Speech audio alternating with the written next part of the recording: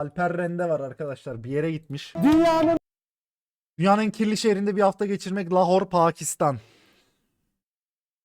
en pis ve yaşamasının en zor olduğu şehir Lahore'dayım arkadaşlar. Şu anda Pakistan'dayım. Sağlıklı nefes almanın imkansız olduğu, çöplerin neredeyse hiç toplanmadığı, gıda güvenliği alanında ciddi sorunlar yaşayan, hijyen koşullarını sağlamaktan çok uzak hastanelerin olduğu, bazı insanların sokağın ortasında tuvaletlerini yaptığı Lahore'da bir hafta geçirdik. Gördüklerinize inanamayacaksınız. Türkiye'ye kaçak yollarla gelmeyi planlayan insanların Türk askeri ve polisinden isteklerini de madde kullanarak türbede zikir çeken Müslümanları da gördük. Türk askerinden istekte bulunma yüzsüzlüğü ne abi peki? Ha, ben kaçak geleceğim. Şunları yapın. Ya Allah! Ya Muhammed!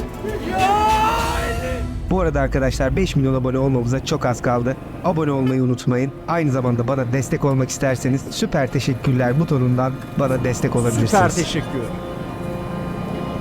Burada içinize derin bir nefes çektiğiniz zaman havanın kirliliğini hissedebiliyorsunuz gerçekten. Böyle hem garip bir koku var, onun yanı sıra böyle öksürüğünüz hemen geliyor. Buradaki insanlar tabii ki buna alıştığı için maskesiz rahat dolaşabiliyor. Ama biz devamlı maske takmak zorunda kalıyoruz ki nefes alabilelim. Oğlum, bu ne Videoda normalde maskeli olmak istemiyorum. Arada çıkartıyorum. Pakistan'ın lore'u tam neydi chat? Hindistan'ın Müslüman kesimiydi değil mi? Bunlar aslında Hintli yani. Şimdi tabii ben bunu bir Paki'ye söylersem muhtemelen kafamı falan kesebilir ama aslında lore'u o diye biliyorum ya. Hani Hintli bunlar yani. Sadece Müslüman Hintliler. O kadar. Yani Pakistanlı olmak fake bir şey diye biliyorum ben. Videonun sesi mi çok? Ama gerçekten dayanamıyorum. Fabrikaların neden olduğu kirlilik, yerel yönetimlerin başarısızlığı, eğitimsiz nüfus kentin bugün bu hale gelmesinin nedenlerinden Peki kim bunu sağlıyor? Yani bir jeopolitik bir güç oyundur bu muhtemelen. Bu Pakilerin Hintlilerden kopup Hindistan'a tam da rakip olacak şekilde ayarlanmaları falan. İngilizlerin olayı mı bu? Onlar mı veriyor bunlara o independence'ı? Herhalde öyle bir şeydir yani. Değil mi? İngilizlerin. İşte böyle geopolitik oyun yapacağız diye inanılmaz fake ülkeler kurdular. Anladınız mı amk? Hani İkinci Dünya Savaşı'ndan beri kuruyorlar. Mesela İsrail. Oh.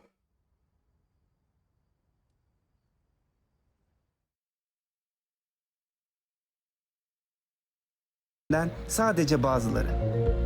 Dünya Hava Kalitesi Endeksi, belirli bir yerdeki havanın kalitesinin ifade edilmesi için kullanılan bir ölçüdür ve genellikle 0 ila 500 arasında bir ölçekte ifade edilir. Bu değer ne kadar yüksekse Eyvallah hava yavrum. kirliliği de o kadar yoğundur. Arkadaşlar şu anda elimde hava temizliğini ölçen bir cihaz var. Maksimum 500 gösteriyor ve şu anda 500'de kaldı. İnanılır gibi değil. Bu Kıpkırmızı. şey olayı değil mi lan? Neydi la? Çernobil dizisi 3.6 Not great, not good.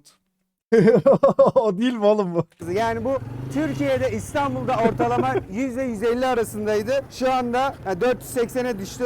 Maksimum değer olan bu 500'de. Bu La böyle- tamam o radyasyon da oğlum bu da onun ya birader şunu açıklatıyorsunuz ya var ya sorgulatıyorsunuz bazen kendinizden la. Yani kardeş benzer bir düşünce yapısı ya hani anasını avradını ya. kaldı. Burada zaten akciğer kanseri çok alışılageldik bir durum. İnsanlar genel olarak burada kirlilikten ölüyorlar. Hastanelerin durumunu görebilmek için Lahore'un en büyük Oğlum hastanelerinden birisine kirlilikten geldik. ölmek ne ya? Kentte kirlilik nedeniyle her yıl 100.000'den fazla Ben insan yalnız abi hayatını o Çernobil dizisinde radyasyon o. kaybediyor. Hijyen sorunu da hastanelerde olduğu gibi devam ediyor. Evet, gördüğünüz gibi insanlar yerde oturuyor ve yemeklerini yiyorlar. Oh samimi abi. Durum Samimi gerçekten ülke. çok kötü.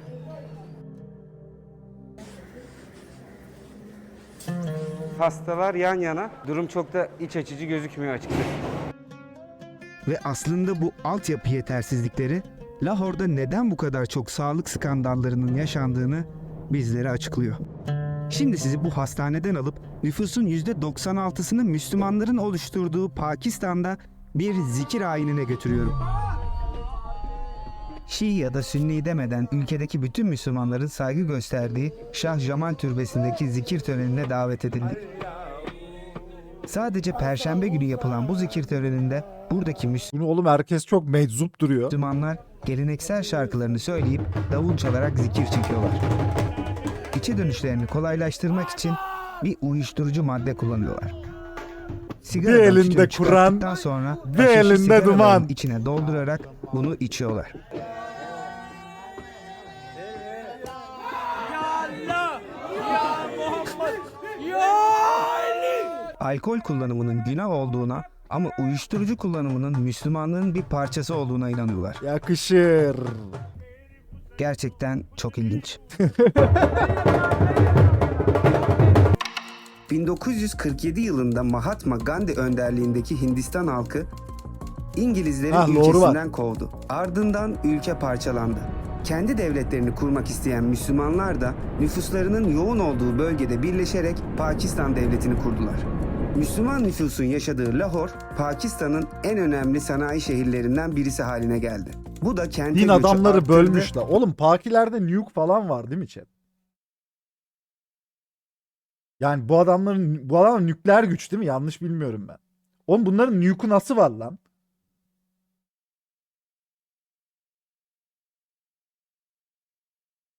Ve Lahor'u dünyanın en yoğun nüfuslu şehirlerinden birisi haline getirdi. Evet, şimdi Pakistan'da bir eve davet ettiler. Geliyoruz. Bir dakika, bizde nuke mu var? Bir dakika, bilmiyordum lan bunu. Harbi bizim arsenalimizde nuke var mı? Chat'ten biri yazdı. Türkiye'de nükleer başlık var mı? Yoktur ya.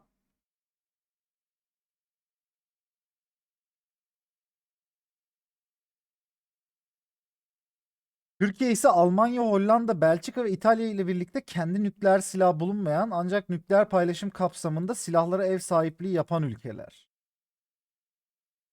Tamam, bizim değil yani abi. Sonuçta biz bunu Amerika'ya atmaya karar verdiğimizde kardeş, varsayımsal olarak konuşuyoruz. Atamıyoruz abi. Bizim değil çünkü. Bizde duruyor, emanet. O sayılmaz abi. Onu demiyoruz yani. Düğmesi bizde değil abi onun. O olmaz. Bakalım evlerin içi nasılmış?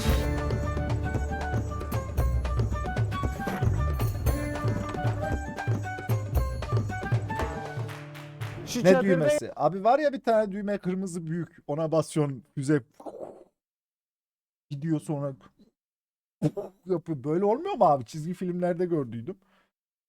Onun gibi değil mi abi?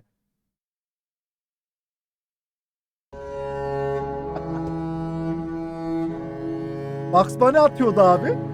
İki Beus tam yapacağız şimdi abone partisi ne zaman? Abi bizim Arkada. abone partisi mi? yaşıyorlar arkadaşlar şu anda. Bakın şurada duş alan bir insan var.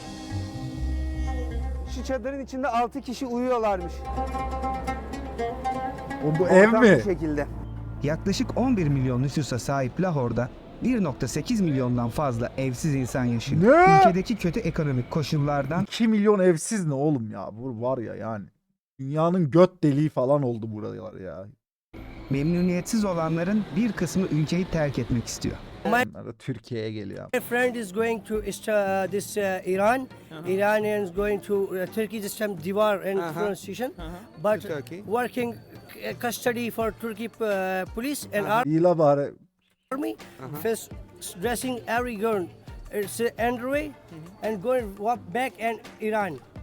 Why? Every peoples, 300 people, 400 peoples. So please, I'm requesting Turkey police to not deporting Bakayım Arda Turan yüzsüzlüğüne bak ya. Oğlum şaka mı ya? Bir dakika, devamı ne bunun? Devamı ne abi? Bu isteğin devamı ne yani? Is your friend coming with visa? No Without visa. visa. Without everybody, not visa. Probably that's why. Not a police custody to every Afghani and Pakistani. This Bu böyle olmaz. Vay be. Nasıl olur baba? not a work and Pakistan, Afghanistan. Afghanistan is everything is strong Allah this time.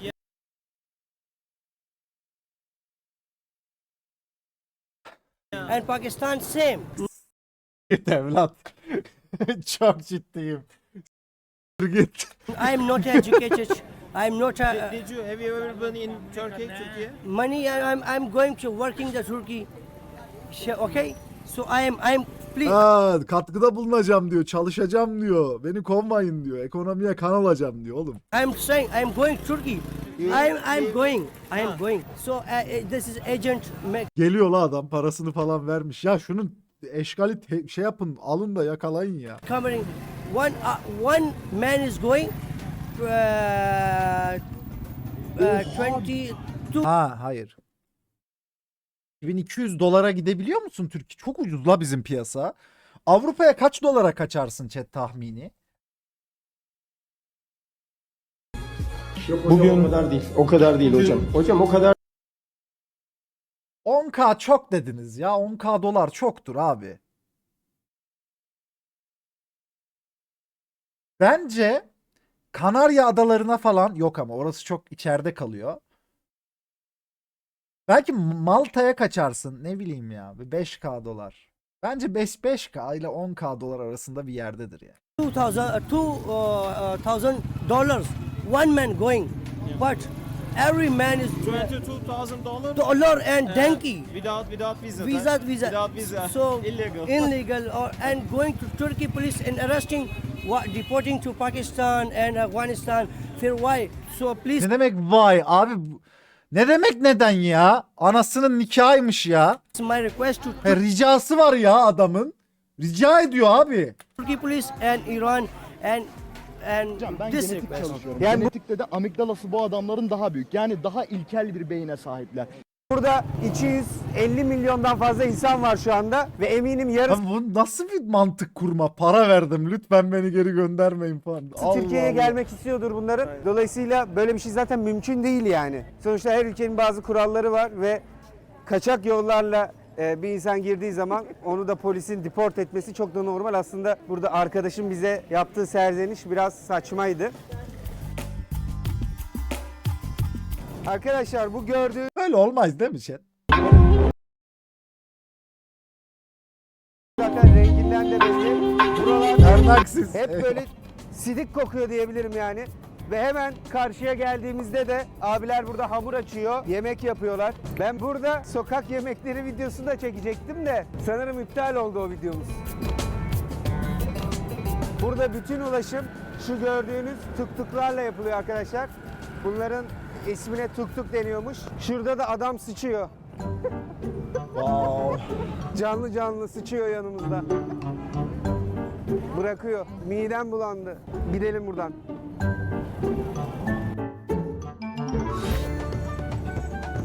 Adam şurada yola sıçıyordu. Burada da yemek yapıyorlar. Adam da ayağıma tükürdü bir yandan gördüğünüz üzere. 10 yıl sonra Cicek bu hale geldiğinde bunu Avrupa'ya Mardin'de söyleyen bizim biz Şengurak olacağız var, gibi onlara geliyor. çok benziyor. Bak bize. Fakilere sövdükten sonra 10 yıl evvel neyse ya. Ağzıma almayayım, böyle şeyleri dillendirmeyeyim. Biz yok abi, biz böyle olmayız ya. Biz de şey demeyiz değil mi abi? Ya Yunan polisi lütfen bizi göndermeyin. Bir ricamız var abi, yani para veriyoruz, 5000 dolar bayıldık. Bizi lütfen atmayın dışarı falan. Demeyiz ya. Abi gördüğünüz gibi misvakla şu anda dişlerini böyle sertçe temizliyor. Ben hafif sert bir diş fırçası kullandığımda diş etlerim kanıyor falan. Abi böyle ağzına şılak şuluk şu anda şey yapıyor, yapıştırıyor. Dişleri gerçekten tertemiz. Herhangi bir yerde 30 saniye durduktan sonra etraf bu şekilde kalabalık oluyor. Bu arada bir şey diyeyim mi, yani buraya kadın olarak gitmek çok kötü bir deneyimdir muhtemelen. Allah vermesin ya, yaşatmasın yani. Arkamda birisi daha bırakıyor gördüğünüz gibi. Burada yolun kenarında bir sürü böyle görebilirsiniz. Biz Amerika'yı özgürlükçü falan sanardık. Esas özgürlükçü burası. İnsan istediği yere sıçar. Burası Pakistan. Final C Haptermek. Tabii ki buranın kültürü bu şekilde. Yani onları yadırgamıyorum. Sadece bize farklı geliyor. Onu da Aynen. Aynen. söylemiş olayım. Yani yolda sıçılması biraz farklı geldi bana. ortaya sıçılması biraz garip duruyor. Yoksa herkesin kendi kültürü yani.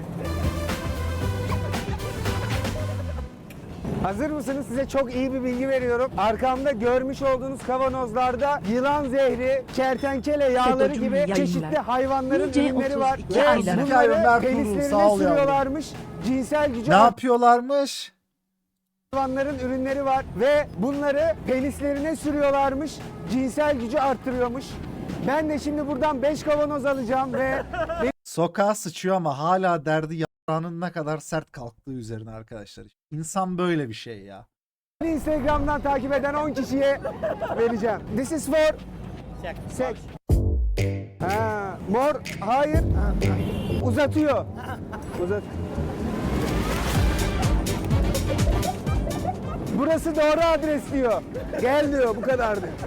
Ya bırak chat, tamam, adamlara takılıyorsunuz bilmem ne diyorsunuz falan da baba, aynı şeye de satarsın. Türkiye'de satarsın. Yiyecek donu olmasın. Sen o de adama malafatı böyle kaldırıyorum de. Ben Dokunma bunu öleceğin sür sana. de böyle olacak de, satarsın oğlum. Bu insanın problemi yani. Ama bununla alakalı bir derdi var yani bizimki de. Ternaksis, eyvallah. Kentsel planlamanın Ya ne diyorsun oğlum? Yok kanka diyen. Amına koyayım, tekele gidiyorum 2 cips alacağım. O bile Viagra satıyor la. Oğlum bakkal bile Viagra satıyor. Ne anlatıyorsun amına koyayım ya? yapılamadığı Lahor'da kayıtlı 6.2 milyon araç ve 4 Şeker kabı gördüm. Dedim ki abi bu ne, güzel bir şekere benziyor, böyle çok güzel süslemişler falan. Şekerse alayım dedim. Bu dedi cinsel performans. Açtı, böyle 2 tane büyük şeker var içinde. 4.2 milyon motosiklet bulunuyor. Hangi bakkal abi? Hiç.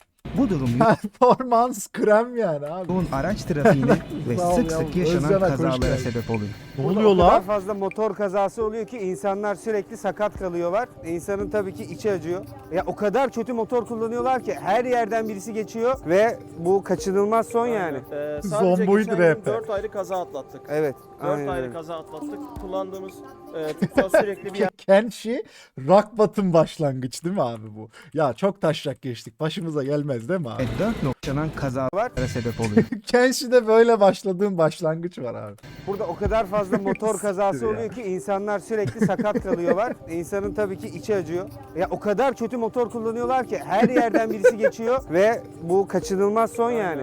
Sadece geçen gün 4 ayrı kaza atlattık. Evet. 4 aynen ayrı öyle. kaza atlattık. Kullandığımız Kusura bakmayın ya. tutsal Adam sürekli kötü bir bir yerlerden durumda. çarpanlar oldu. Özür Sürekli, diliyorum. sürekli. Geçiyor.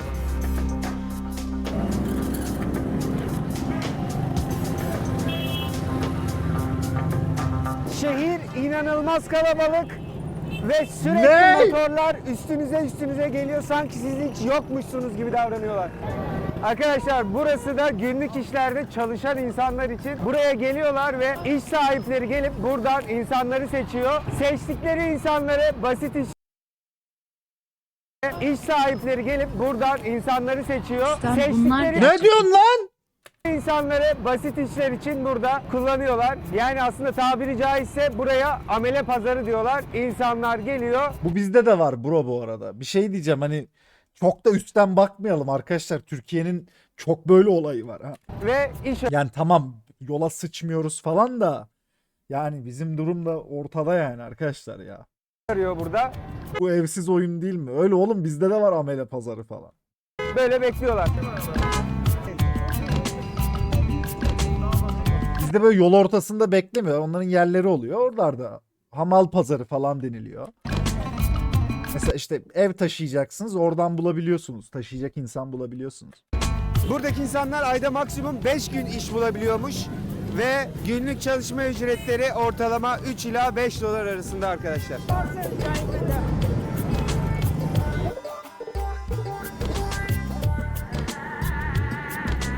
Berber mi abi? Vay be.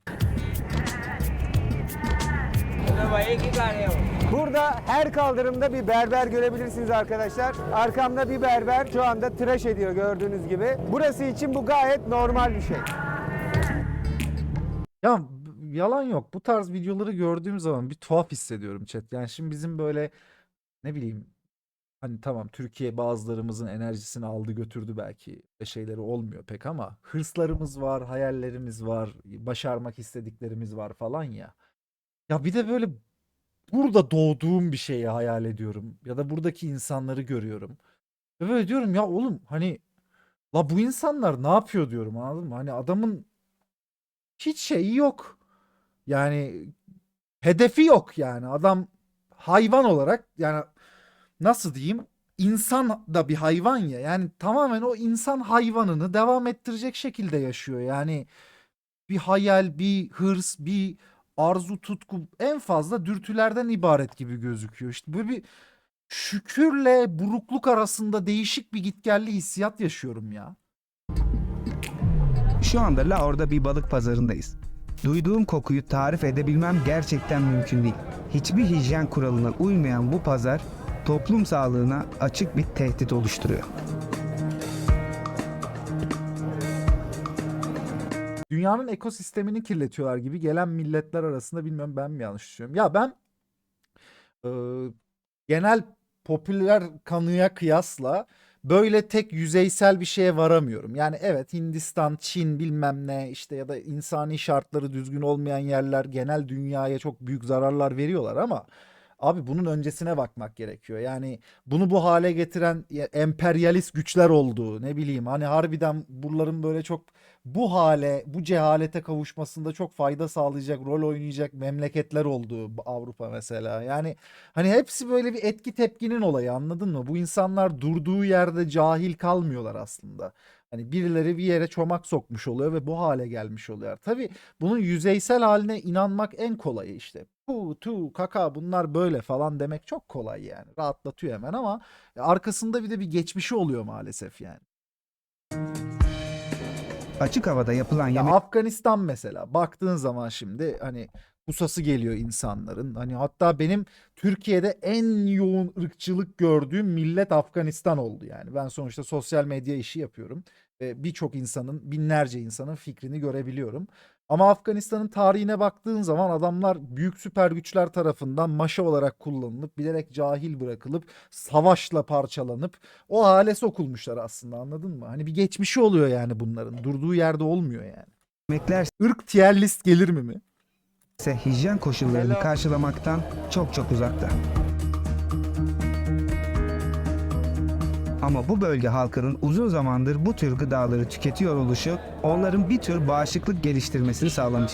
Kente gelen yabancıların bu gıdaları kesinlikle tüketmemesi öneriliyor. Hatta şebeke suyu ile diş fırçalanması bile tavsiye edilmiyor.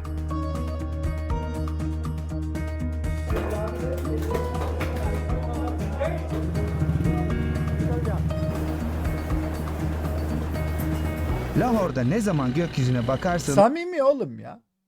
Samimi ortam ya. kartalları ve 8 ay oldu. Not bu hareketleri kesinlikle evde, okulda, camide denemeyiniz. Kars Yunus Sedat eyvallah baba. Andemir. Fenotipleri Kürtlere niye bu kadar benziyor? Kardeş ağzını doğru konuşmaya topla, bir şey yap. Gerçek Kürt sarışın mavi gözlüdür. Tamam. Bunun şahinleri alakası yok kanka ya. Mezopotamya tipi değil bunlar ya. görebilirsiniz.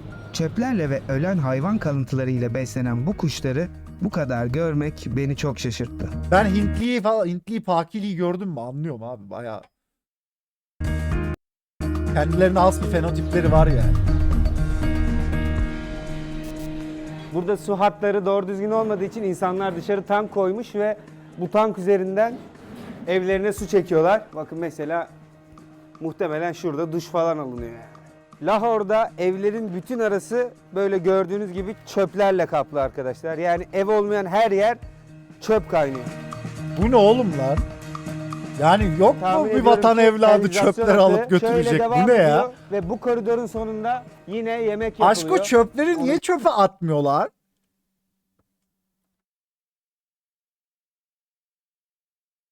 Görebilirsiniz. Amına koyayım.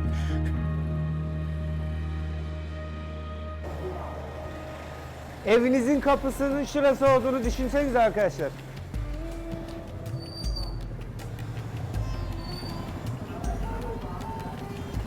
Kadıköy'de avaraj bir cumartesi bu arada. Aa, Türkiye. Deme abi Türkiye. işte onu deme ya. Kafama bir şey düştü lan. Kafamın önünden geçti. Kayıtta mıydın? Yukarıdan bir şey atıyorlar. Gel buradan geç. Kafamı, oğlum saçımı sıyırdı lan. Taş gibi bir şeydi. İsim verme, fikir verme Türkiye'de. Evet abi. Lahor'da Amerika elektrik falan da. kabloları tam bir kargaşa.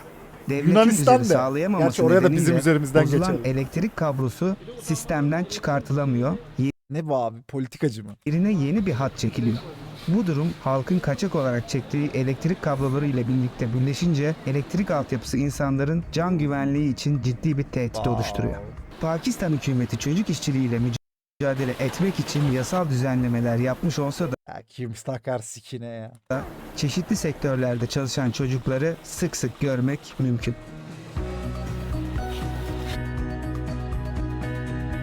Lahor'da reklam afişlerinde sıkça beyaz tenli modelleri yer alması ve beyazlatıcı kremlerin yoğun ilgi görmesi Pakistan toplumunun beyaz ten ve batı kültürüne olan ilgisini gösteriyor. Ya bir şey. Arkadaşlar ya toplumları özetle bu hale radikalizm getiriyor. Herhangi bir şeyin radikalliği yeterli. Herhangi bir şeyin. Biz de böyle radikalleşip bu hale gelmeyiz değil mi abi? Gece hayatım bu arada. Radikalleşmeyiz değil mi abi bu kadar ve birbirimizi self-destruct edecek noktaya, yok edecek noktaya gelmeyiz herhangi bir radikal sebepten. Gelmeyiz ya. Gelmeyiz ya.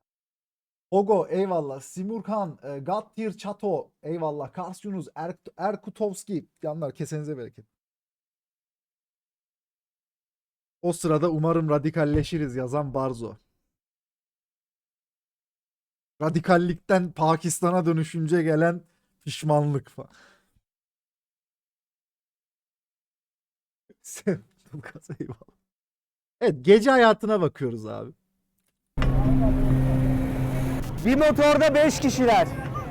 Bakın bir Selam. motorda 5 kişi var. 1, 2, 3, 4, 5. Ve burası Adımlar gerçekten oğlum. akıl almaz derecede kalabalık ve her yer toz duman. Burada nefes almak çok zor.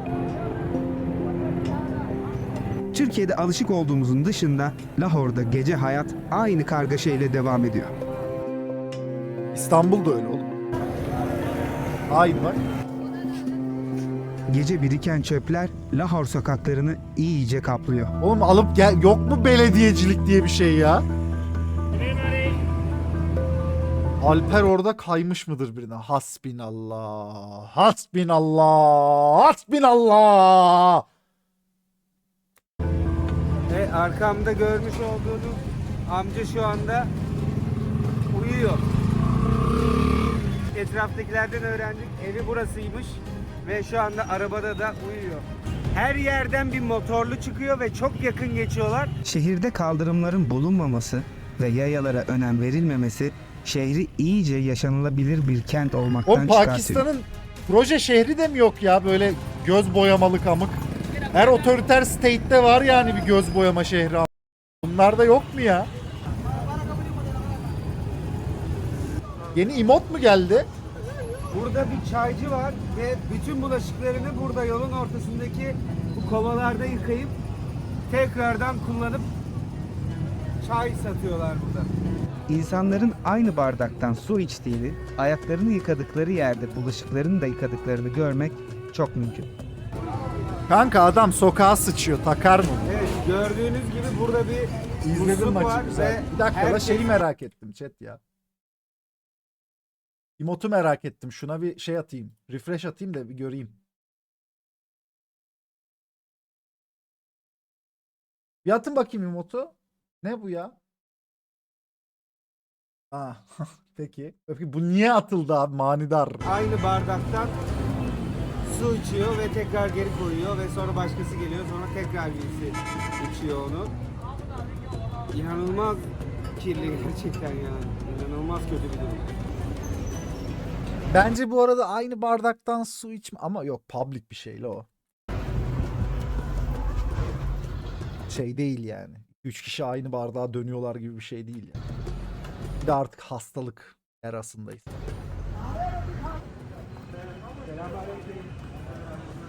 İnşaat işçileri var arkadaşlar burada Vay ve amına. bu harfiyat onların iş alanı oluyor aslında, yemek yiyor. Allah muhakkak. Bu insanlar günlük $2 için çalışıyor arkadaşlar. Yani inanılmaz bir olay gerçekten ve buna rağmen Twitch'te bu kadar veriyor biliyor musunuz? Da ben şimdi kaç izleniyoruz mesela chat şu an? Bir 6 saat yayın yapacağız desek. 2,5 mu? Abi 2,5 Sarı kolenco 6 yerse saat do. gittim desem ortalaması 2,5 olsa yayının bir $5 çıkar ya Twitch'ten reklamdan. elleri açık. İyi be abi. Paki gaming yani. Ama chat bana destek olur değil mi abi? Ya tabii arkadaşlar bir abone tabii ki hariç siz bana destek oluyorsunuz. Ben paramı kazanıp kendime bir hayat kurabilecek, mesleğimi idame ettirebilecek şekilde devam ediyorum. İşin şakası o ama Twitch bu kadar veriyor yani. Günlük $5-6 falan. Pakistan tabii ki sadece bu kargaşadan ibaret değil. Keşfedilecek çok yer, görülecek çok fazla kültür var. Bana göre Yok, Pakistan reklamdan kazanılmıyor şu ara. dünyanın en Son renkli, 4-5 aydır en falan güzel kazanılmıyor. ülkelerinden birisi. Pakistan'da Kick konusunda bir gelişme yok çünkü kick'e geçme gibi bir niyetim yok ya. bir ay sürmüş gibi hissettiren bir hafta geçirdim. Benim için bazen neşeli,